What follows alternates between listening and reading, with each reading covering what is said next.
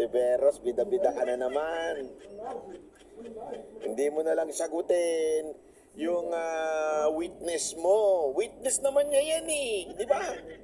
Yun ang hindi ko magets ha. Hindi ko talaga to magets. Kasi una-una sa lahat, sino bang nagdala sa Senado niya? Di ba ikaw?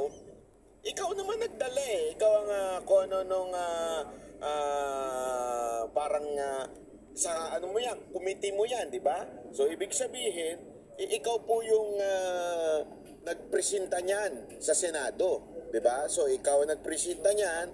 Ngayon, sinabi yung mga ganyang akusasyon, oh, tapos ngayon, sasabihin mo sinungaling yung tao. Oh. So therefore, kung sinungaling ngayon, nagsisinungaling ngayon yung tao, anong assurance namin na nung panahon na dinala nyo yan dyan sa Senado? Kasi hindi naman mapupunta yan dyan kung hindi mo papayagang magsalita. Kasi ikaw ang chairman nun, chairwoman nun, di ba? O chairperson. So ibig sabihin, pinayagan mo magsalita yan.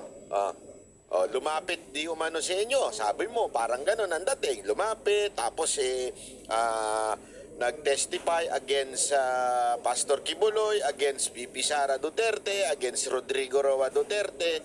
So therefore, pinayagan mo yan. Pero sabi mo naman ngayon, sinungaling yan. Ba't mo pinayagan? Gulo-gulo mo naman eh. Ako, ang magandang gawin mo, idemanda mo siya, tapos dalhin mo sa Senado.